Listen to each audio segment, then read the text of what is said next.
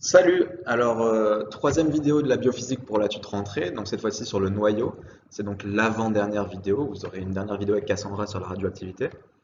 Donc voilà le petit plan ici, hein, l'introduction. On va parler de la composition et des classifications des noyaux. On va parler de l'énergie de liaison et du défaut de masse. On va parler de facteurs de stabilité nucléaire, de force nucléaire, et enfin des réactions de fission et de fusion nucléaire. Voilà, donc une petite introduction, un petit historique, juste pour vous dire que noyau, on peut aussi appeler ça un nuclide ou un nucléoïde, ce sont des synonymes, il ne faut pas se faire perturber par ça.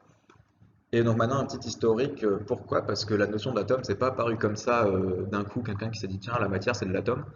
C'est un peu plus compliqué que ça, et ça tombe à l'examen en plus, enfin, ça a déjà tombé en concours passage, je ne sais pas si ça tombera encore à l'avenir.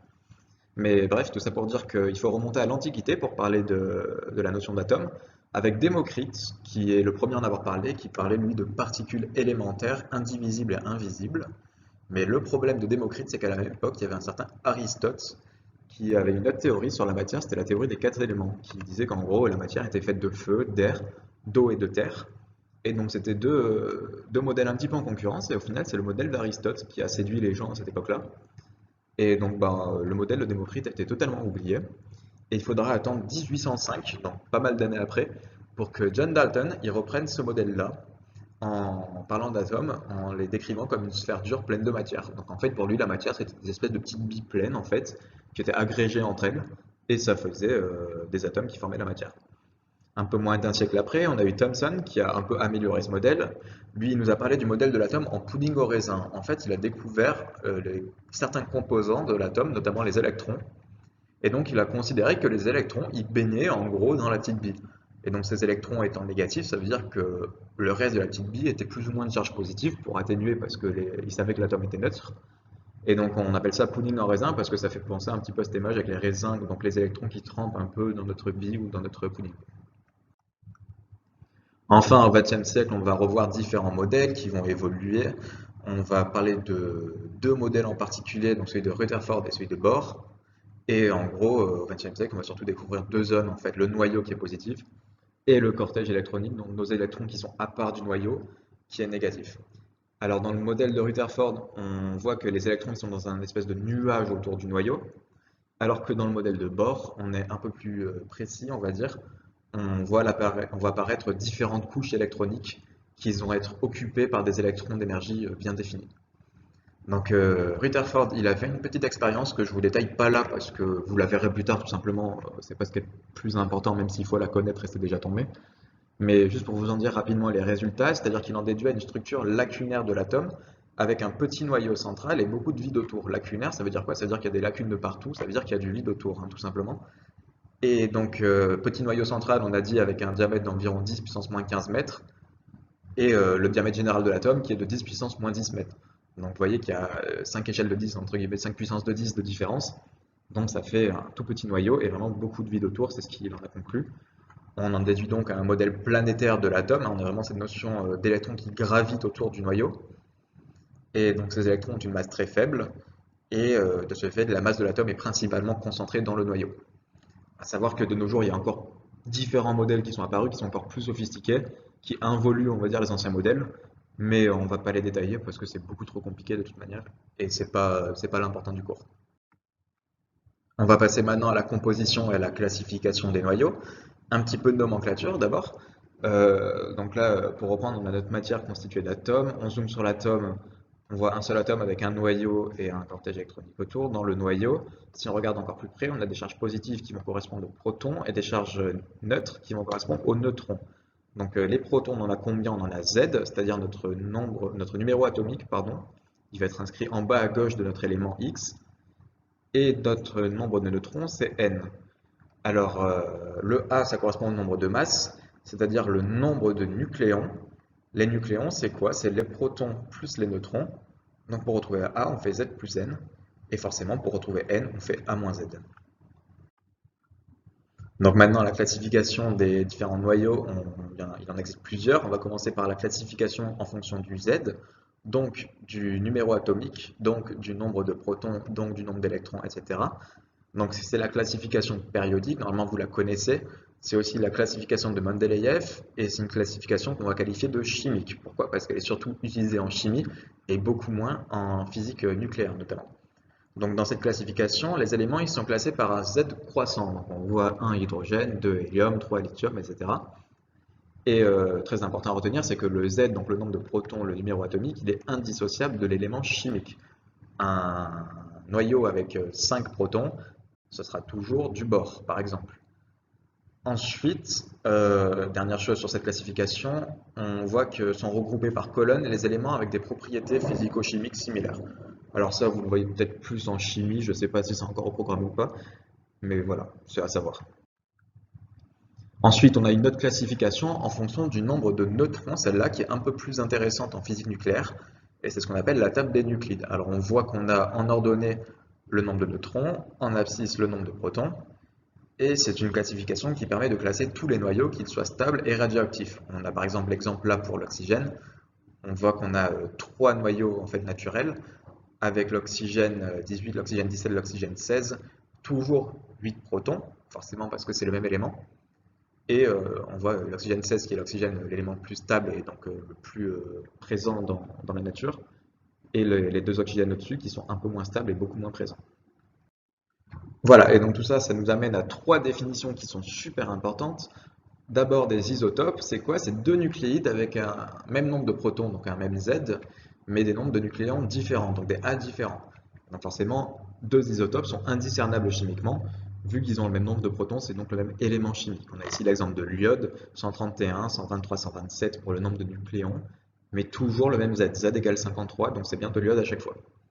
Deuxième définition, les isobars, c'est donc à l'inverse deux nucléides avec un nombre de nucléons identique, mais un nombre de protons différent. Donc là, par contre, deux isobars sont deux éléments chimiques différents, vu que le Z change. On a l'exemple ici du carbone 14 et de l'azote 14.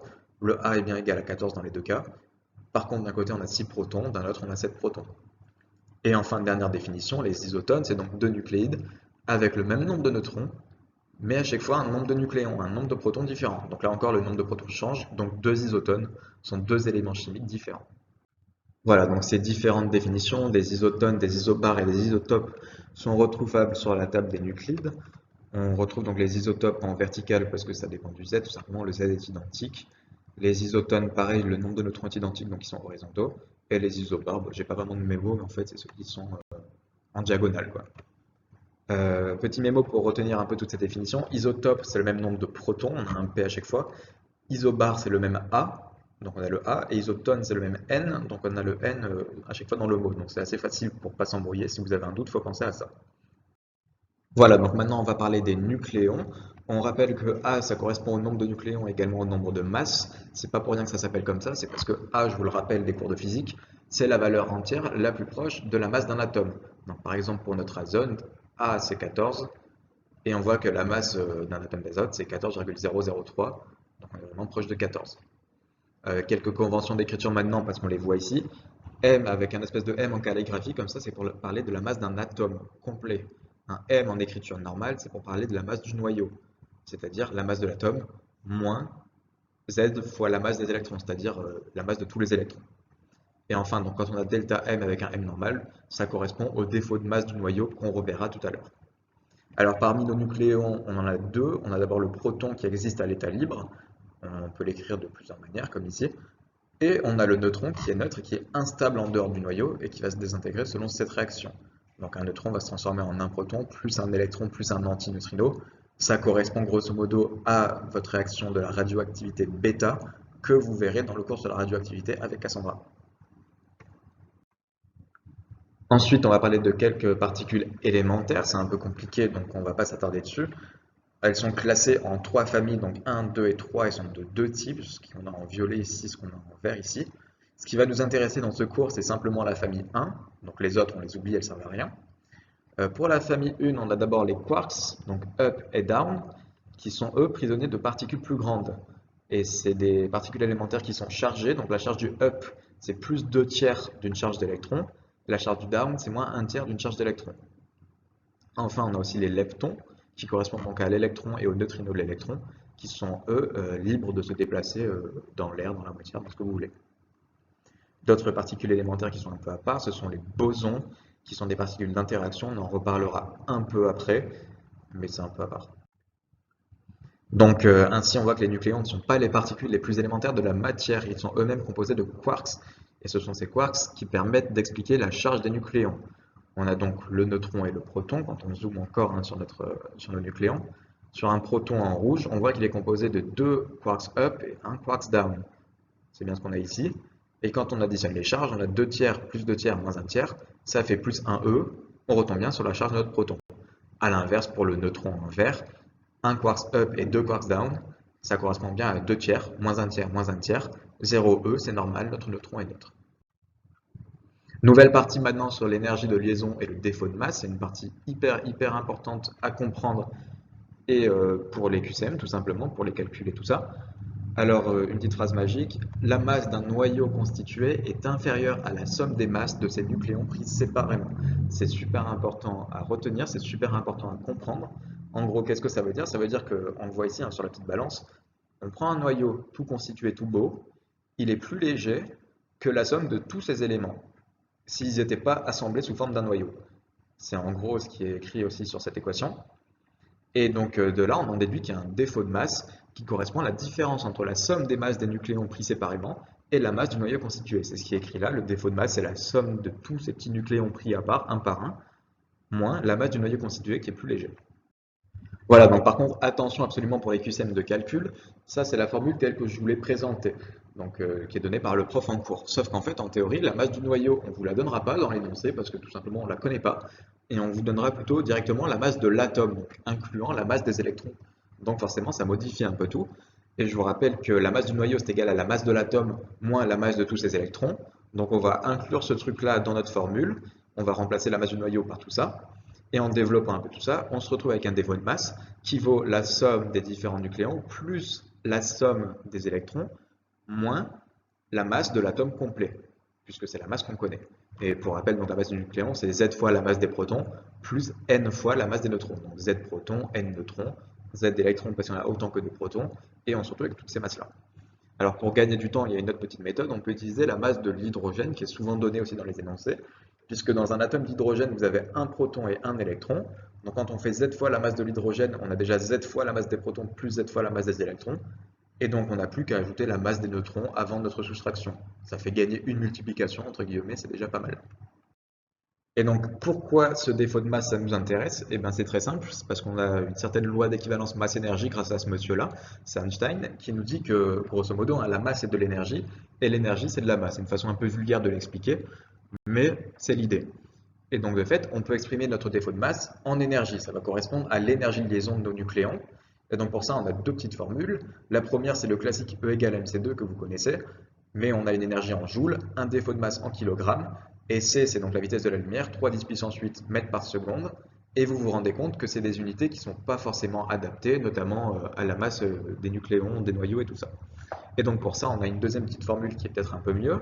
C'est E égale à 931,5 fois le défaut de masse.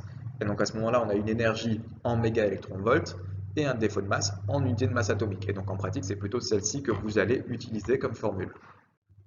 Voilà, et donc pour expliquer un peu plus en détail qu'est-ce que c'est que cette énergie de liaison, en fait, on parle ici d'énergie de liaison pour les nucléons de notre noyau, et ça correspond à l'énergie qu'il faut fournir au noyau pour le dissocier. C'est-à-dire que là, on a un noyau constitué, on lui apporte de l'énergie, nos nucléons vont donc être dissociés, ça va se traduire par un gain de masse, et à l'inverse, si on réassemble ces nucléons entre eux, et bien tout simplement, on a dit que ce noyau-là était plus léger que la somme des masses des nucléons pris séparément, donc la masse libérée va être libérée sous forme d'énergie. Voilà un peu à quoi correspond l'énergie de liaison.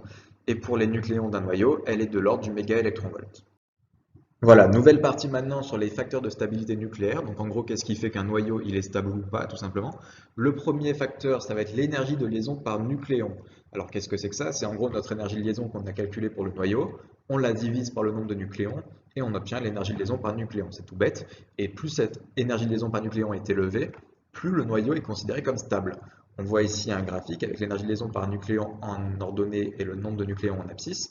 Et en gros, plus les noyaux sont lourds, plus l'énergie de liaison par nucléon augmente jusqu'à un maximum aux alentours du nitrate 60 pour une énergie de liaison par nucléon de 8,5 mégaélectronvolts. Et après, ça redescend pour les noyaux encore plus lourds, donc vers l'uranium, etc. Cette limite de 8,5 mégaélectronvolts, retenez-la et partez du principe qu'au-delà, vous n'aurez pas de noyaux avec une énergie de liaison par nucléon plus élevée. Alors on remarque également dans la partie gauche du tableau qu'il y a quelques petits pics, ça correspond à des noyaux qui sont particulièrement stables grâce à ce qu'on appelle les nombres magiques, donc par exemple le 2, le 8, le 20, etc. Et on a l'exemple ici par exemple de l'hélium, il est doublement magique parce qu'il a 2 protons et 2 neutrons. Pareil pour l'oxygène, il a 8 protons et 8 neutrons, et donc voilà, il faut retenir qu'ils sont particulièrement stables grâce à ces nombres magiques tout simplement. Un deuxième facteur de stabilité nucléaire, ça va être le nombre de neutrons. On a ici un graphique avec le nombre de neutrons en ordonnée et le nombre de protons en abscisse. Alors, on va remarquer plusieurs choses. D'abord, on a en vert ce qu'on appelle la vallée de la stabilité, c'est-à-dire nos noyaux qui sont considérés comme stables. On voit que pour les noyaux plutôt légers, donc qui ont un Z inférieur à 20, le nombre de protons est égal au nombre de neutrons. C'est-à-dire qu'on voit que concrètement, le nombre de neutrons, là, il suit notre première bisectrice, qui est n égale Z. Donc, pour les noyaux légers, le nombre de neutrons doit être égal au nombre de protons. En revanche, pour un noyau plus lourd, on voit que cette vallée de la stabilité, elle s'écarte un peu de notre bisectrice qui est de n égale z, avec un nombre de neutrons supérieur au nombre de protons. Donc en fait, il faut juste retenir noyau léger, donc z inférieur à 20, le nombre de protons c'est le même que le nombre de neutrons. Noyau lourd, donc z supérieur à 20, le nombre de protons est inférieur au nombre de neutrons. Ensuite, on voit également sur ce schéma les différents noyaux instables, donc radioactifs.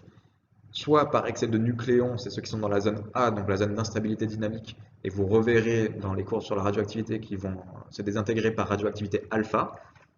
Et dans les zones B et C, donc c'est soit par excès de protons, soit par excès de neutrons, et ça va correspondre à notre transformation isobarique que vous reverrez aussi dans la radioactivité.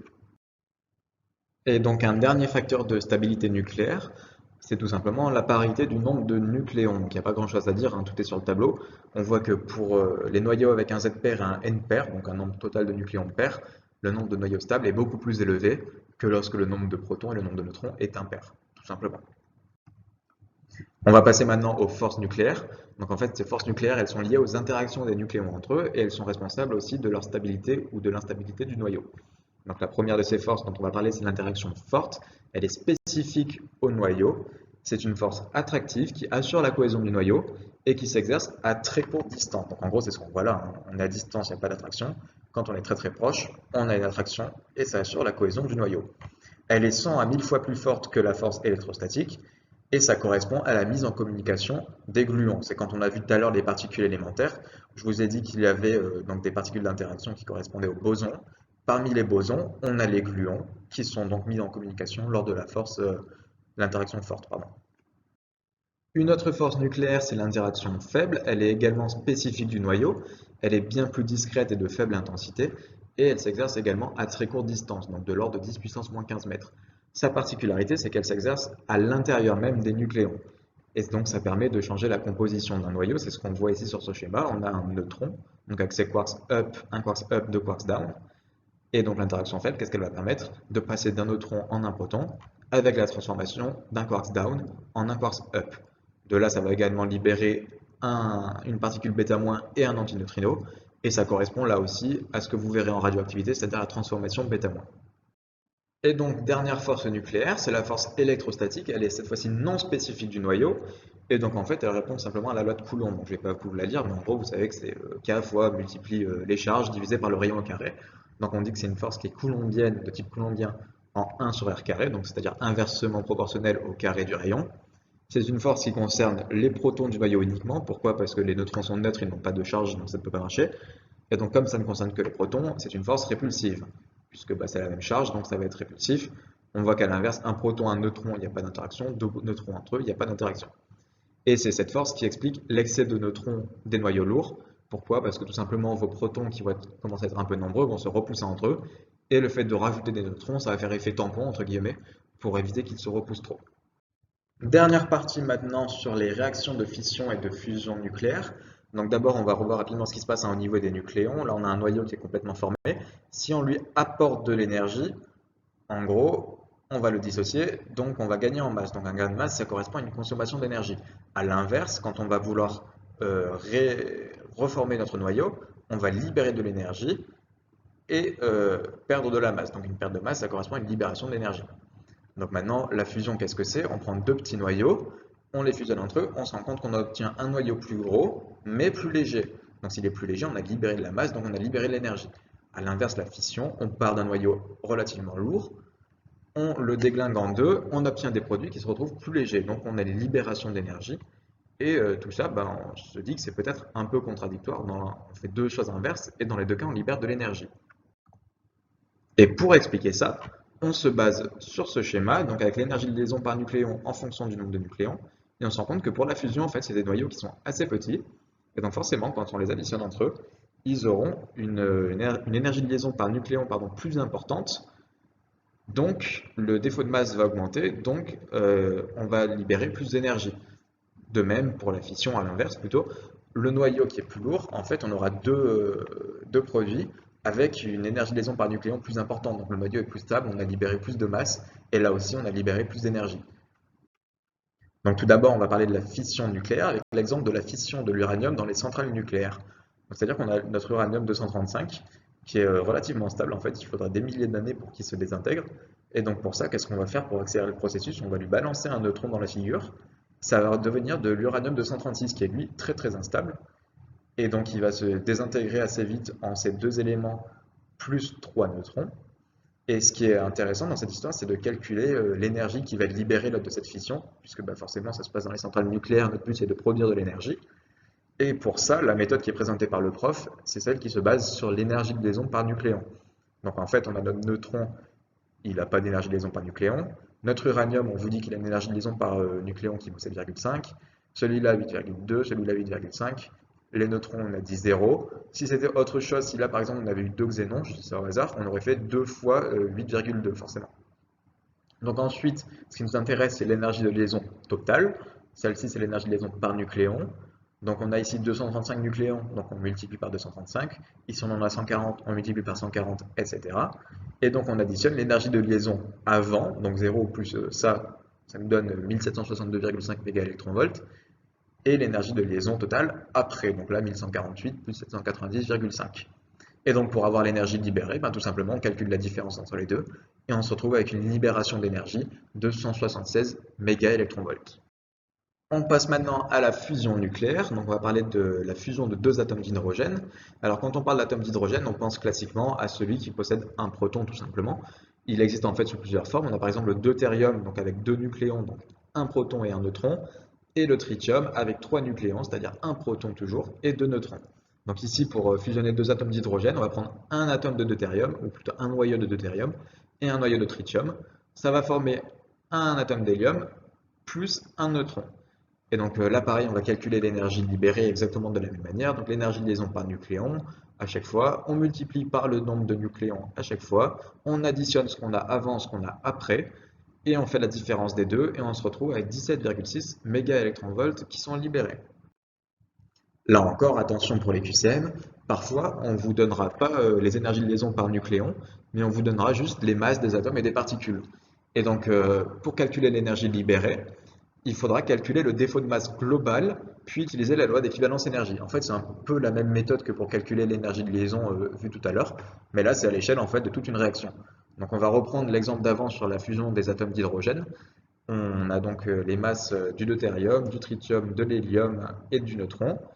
On calcule les masses avant, donc pour le deutérium, pour le tritium, etc. On additionne ce qu'on a avant et ce qu'on a après.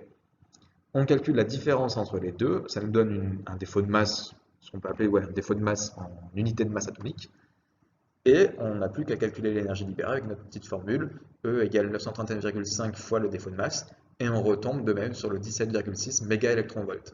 Alors ça, c'est si on vous demande en mégaélectronvolts, parfois même, l'an dernier par exemple à l'examen, on a demandé en joules, donc il faudra savoir faire la conversion. En principe, c'est indiqué dans l'énoncé, mais si jamais ça ne l'est pas, essayez de retenir quand même que 1 électronvolt, ça correspond à 1,6 10-19 joules, et il faudra s'entraîner à faire les conversions. Alors pour l'instant, même si ces calculs, ça a l'air un peu compliqué, comme ça, encore une fois, on va vous sortir un DM à la fin du dernier cours, donc pour que vous vous entraîniez, on le corrigera en live, comme ça, pour nous poser toutes vos questions, ça vous entraînera, et vous vous entraînerez tout le long du semestre de toute façon, parce que ça tombe à l'examen.